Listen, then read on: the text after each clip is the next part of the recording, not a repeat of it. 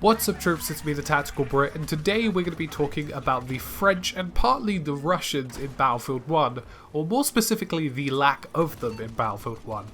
Now this has become a very heated topic over recent days, and it's been announced that the Russians and the French will not be featuring in Battlefield 1's multiplayer from the beginning as a vanilla game. Now the Russians have had absolutely no mention whatsoever, but the French have been announced as a future premium DLC, as I quote from the article, and they will be coming in the not too distant future of Battlefield 1's launch. Now this has caused a huge stir on the internet due to the fact that the Russian and French forces were such huge factions in World War I, specifically in terms of numbers, in terms of losses, and in terms of the major battles of World War I, they were pretty much integral to the entire thing. Now today I'm going to be talking about my opinion on the matter in terms of the French featuring as a DLC, some of the discrepancies and some of the logic behind it, and some potential solutions to this problem. Now I do want to point out at a very early stage that this is preliminary information. We really don't have the full picture yet, and this French DLC which has been announced could come to us in all manners of ways. Now at this current point in time the word premium DLC was used, which is why an uproar has been created, because people believe that this is going to be the first of a paid content wall to DLC. But this is all speculation and nobody really has the full clear picture, so this could be subject to change in the not too distant future. Now, I'm going to talk about the French and Russian involvement in World War I first, because that just seems like the logical place to start in terms of why this has caused an uproar on the internet. Now, the French and Russian involvement in World War I is massive. They are the most important part of World War I in some respects, and not having them in Battlefield 1 or any World War I game is the equivalent of not having the Nazis in a World War II game. They're just that sizable a force and that important historically. Now, most of the battles of World War I were fought on the eastern and western fronts, and the key battles such as the Somme were very much fought with French troops. These were huge battles, historically very valuable, and French involvement in general was pretty high. Now, one of the big discrepancies that has come out of this is the fact that the French will be featuring in the campaign, and arguably the Russians as well, but will not be featuring in the multiplayer standalone because it will be a DLC. And the real discrepancy I think a lot of people have picked up on is the fact that we're going to be fighting on French maps. And some of them have been announced already. I think one or two of the three that we have already seen or have been posted on the Battlefield website are French based, but we will not be using French factions. Now, although it's acceptable in some respect to say that lots of other factions played a part in Battlefield 1, more specifically the British and their massive empire of Australians, Canadians and Indians, just to name a few, because there are metric ton and I don't really want to discredit anybody by leaving them out, but that's just one example of a faction involved, and it does make some sense to say that we can be fighting on French lands with British forces and Austrian/Hungarian or Austrian-German forces. But as a whole, there seems to be a huge discrepancy in the fact that we'll be fighting French lands without French forces, and we'll have the French in the campaign but not in the multiplayer. And the fact that it's been put behind a DLC and potentially a paywall, although at this point we do not know, is even more of a problem as a whole, because lots of people have felt here that something from the standalone game has probably been cut away and used as DLC. Now that's just the overall consensus and some of the ideas that have been floating around on the internet. You know, there have been a couple of claims that the French should have been involved in the game from day one, and they've just added a paywall, and this is sort of like the EA attitude to segregating gamers based on DLC and charging more, and all of the negative stuff associated in the past with EA in terms of DLC content as a whole. And I'm going to give you my opinion now, because I feel like this has been blown a little bit out of proportion. Now, I personally do agree with many people that not having the French and Russians in multiplayer as a standalone faction from the get-go is strange.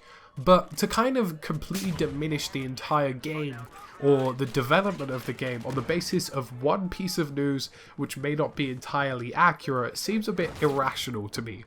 Now, the reason I say this is because the DLC structure to EA companies as a whole has taken a massive shift in a very different direction. It was only recently just announced that Titanfall 2's DLCs will all be free. It was only recently announced that we would be getting tons of Battlefield 4 free content, of which we did.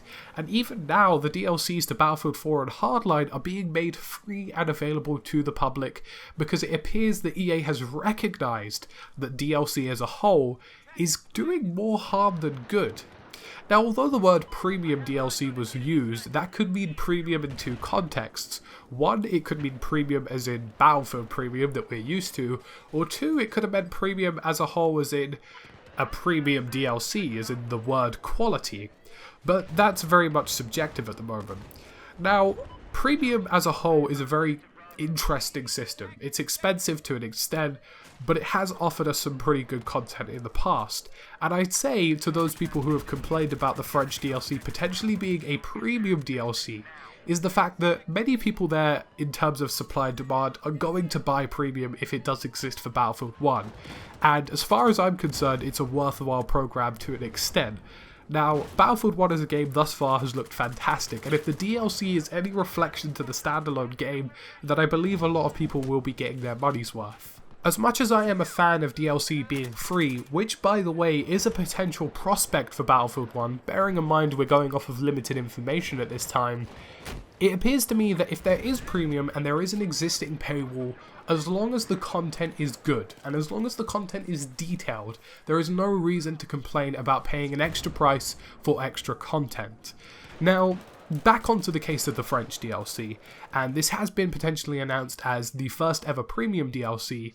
Like I said, it's all about information at this point in time, and in my opinion, lots of people who have been trashing the game as a whole don't really have the full picture to be making such a judgment.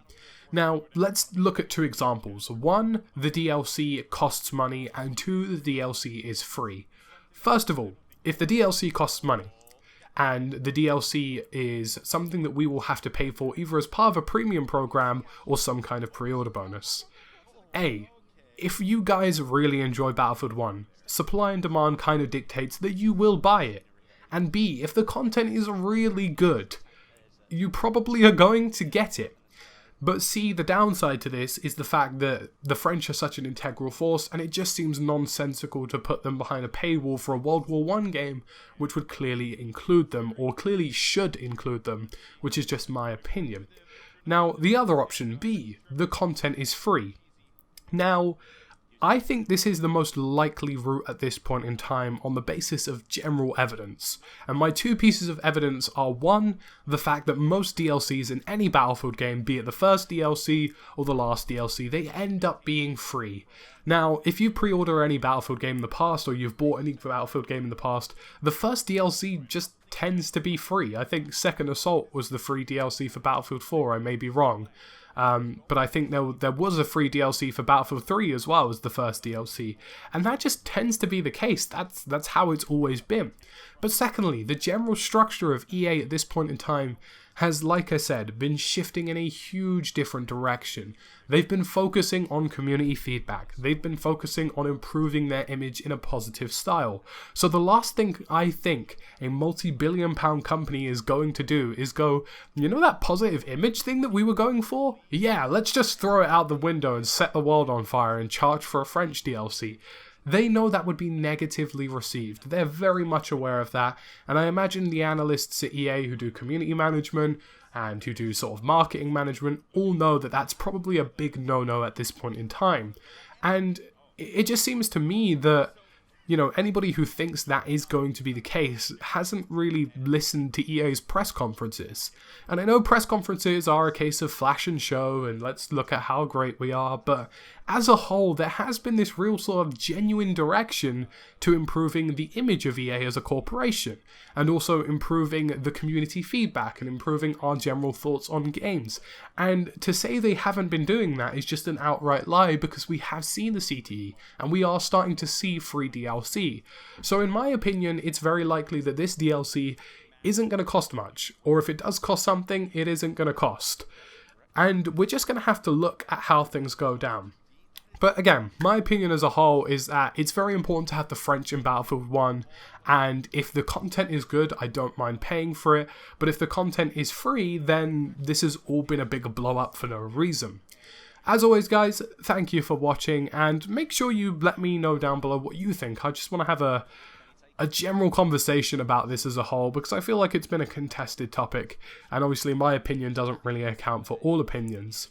I'll see you again soon in another video, and as always, make sure you hit that like and subscribe button, and I will probably get back to you with another Tales from the Battlefield within the next week.